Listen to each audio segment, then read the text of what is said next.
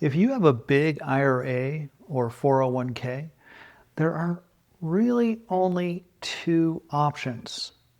You either plan your taxes on purpose, or the IRS and Medicare will do it for you.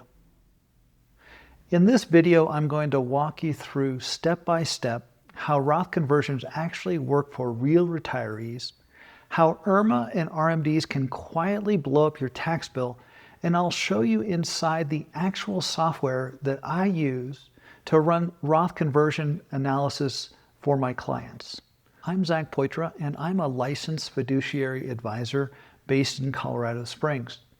I work with individuals and couples that are 50 years and older who want reliable retirement income, lower lifetime taxes, and a smoother legacy for their kids and grandkids. Now, none of this is personal tax advice. Everyone's situation is different. Use this information as education, then talk with a licensed professional such as myself before you act. Now let's start with what a Roth conversion really is. A Roth conversion is simple in concept. What happens is you take money from a pre-tax account like a traditional IRA or maybe a 401k, then you move it into a Roth IRA. And through that process, you choose to pay taxes now so that the future growth in withdrawals from that Roth IRA can be tax-free. The question is not, is a Roth good or bad? The real questions are, when should you convert? How much should you convert each year? And what tax rate are you giving up now versus what you're likely to face later with RMDs and IRMAA? For many people in their late 50s and 60s, the danger is doing nothing. And this is because required minimum distributions, they will start forcing large withdrawals in your 70s. And those withdrawals can pile up on top of Social Security and other income. And this in turn can push you into a higher bracket and trigger what are called IRMAA surcharges on your Medicare premiums. So Roth conversions done correctly are really about smoothing out and minimizing your lifetime tax bill. They're not about avoiding tax altogether. Now, for most retirees and near retirees, there are three prime windows that we look at to do Roth conversions. The first window includes the years after you retire, but before you take Social Security. Income during this time is often lower here, and that can create room to convert at relatively low tax rates. Then there are the years before RMDs kick in. If you have a large pre-tax balance in your IRA or 401k, we often want to shrink those balances before the IRS starts forcing distributions via required minimum distributions. And finally, if IRMAA surcharges on your Medicare premiums are a big concern, we want to look at doing conversions before taking Medicare. And this is because of the 2-year lookback. Big conversions at age 63 can affect your Medicare premiums at age 65. So sometimes we want to front load conversions earlier to avoid those surcharges that increase your Medicare premiums. Now this all sounds great in theory, but what actually happens with real numbers?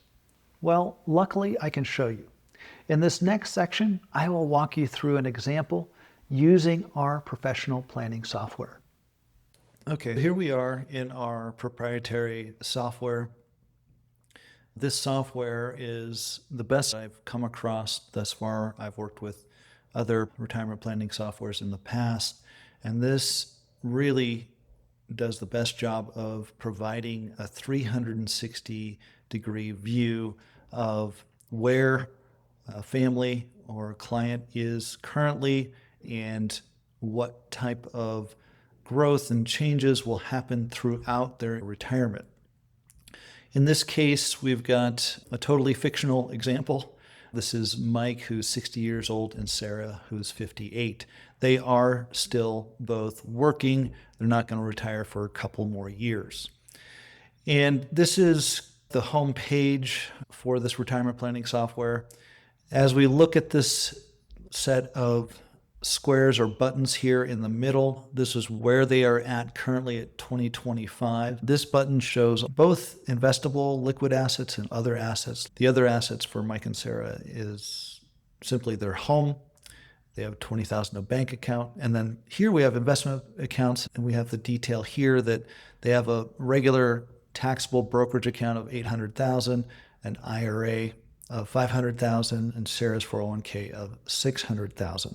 Of course, since we're looking at Roth conversions, we are concerned about their IRA and 401k, seeing if doing a Roth conversion makes sense for them. This software has a tool called Tax Lab. If I click on Tax Lab, it's going to think for a second, and it's going to make a recommendation. And this is the optimized Roth conversion window for Mike and Sarah, given their current situation. What is recommended is filling the 32% tax bracket instead of just making withdrawals over time. By doing this Roth conversion to fill the 32% tax bracket, they're going to save 8.6% in taxes over time. Total tax savings over their lifetimes is going to be $1.9 million. That will increase their net income $1.9 million.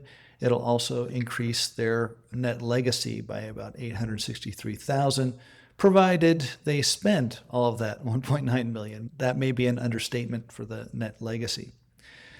Let's look at the comparison between doing nothing and doing a Roth conversion. Well, what does that look like in terms of their tax bill? And then there's a tab here called Total Tax. What it does is it shows the difference between the two strategies. The blue bars are the Roth conversion. This shows how much taxes are going to be paid each year for the Roth conversion and then after the Roth conversion. The yellow bars, that's doing nothing. That's just following the normal withdrawals from the taxable account, tax deferred account, and following that order of withdrawals. As you can see, the Roth conversion, the blue bars are very big at the beginning because we're doing Roth conversions at the beginning of their retirement process. Then the blue bars are very small because all of the taxes have been paid on those pre-tax accounts, and that means their tax bill is going to go down. Now compare that to the yellow bars. Yellow bars, again, at the front end, they're higher, and they dip down into early retirement. Then things start to really pop in 2043 or so onward because RMDs start to kick in and they're having to pull more money from their tax deferred accounts just to live on. And so this is a very clear picture as to what kind of tax bill they're going to have to face every year. The other tab I want to show during this demonstration is the break-even point. And this is really important to consider because the break-even point on a Roth conversion in this particular case isn't until 2049, if I'm reading that correctly, 2049. So that means their break-even point is more than 20 years out. If this couple, if they're both healthy and they have a history in their family of living a long time, then waiting 20 years to minimize their tax burden probably makes sense. If only one of the couple is healthy and has a history of longevity, it makes even more sense because they will have to file as a single person once that first spouse dies. This Roth conversion can really make a significant difference for that surviving spouse. Now, if both spouses are not healthy and don't have a history of longevity in their family, waiting more than 20 years to hit the break-even on a Roth conversion may not make sense. There's one situation that it may still make sense, and that is if this couple is very focused on maximizing the legacy that they leave to their kids and grandkids, then a Roth conversion may still make sense. The kids and grandkids, if they inherit a pre-tax account like an IRA or 401k, they only have 10 years to make withdrawals and pay taxes on the money that they inherit in those accounts. And 10 years really is not a lot of time to make withdrawals. Those withdrawals are going to be significant and could really impact the tax bill for the kids and grandkids who inherit those types of accounts. Now, there's just one more thing I want to show you, and that is the tax strategy heat map. This goes through, I'm estimating like 20 different scenarios as to different ways to do Roth conversions, or even different ways to withdraw money from those different types of accounts without doing a Roth conversion. It does highlight the optimal Roth conversion strategy, but it's not a one-size-fits-all situation. Again, there are things to think about like longevity and health to determine whether or not it's worth it to do a Roth conversion. This heat map can be helpful to play around with different scenarios, not just the recommended scenario that the software puts forth. Let's go back to the summary tab. The point here is that Roth conversions can be very powerful. They're not simple, and this is why we use software like this. Software like this removes the guesswork. You can make informed decisions when we work with software that plans everything out on your behalf. So let's bring this all back to you. Roth conversions might be worth a serious look if you're in the late 50s or 60s, if you have significant money saved in IRAs or 401ks or TSPs or 403bs, and if you or your spouse expect to live a long life such that you can recognize the benefit of a Roth conversion. And finally, if you care about either lowering your lifetime tax bill, protecting a surviving spouse, or leaving a cleaner legacy to kids or grandkids. But a Roth conversion might not make sense if your health is poor and your time horizon is short. Maybe almost all your assets are already in a Roth or taxable account, or if you don't have the cash to pay the conversion taxes without raiding your retirement accounts. Now, if you found this helpful and you'd like to see numbers like this for your own situation, I do this kind of analysis for clients and prospective clients all the time. If you're interested, there is a link in the description below where you can request a Roth conversion analysis for your specific situation. We'll look at your tax brackets, your RMDs, your IRMAA risk, and legacy goals.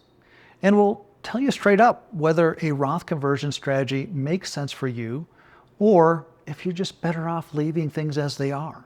If you're 50 or older and you want more control of your retirement tax bill, this kind of planning is one of the most powerful tools you have available to you. Now, if you're not quite ready to sit down for a planning session, you might want to check out my free retirement masterclass, which also has a link below in the description area. Thank you for watching, and I'll see you in the next video.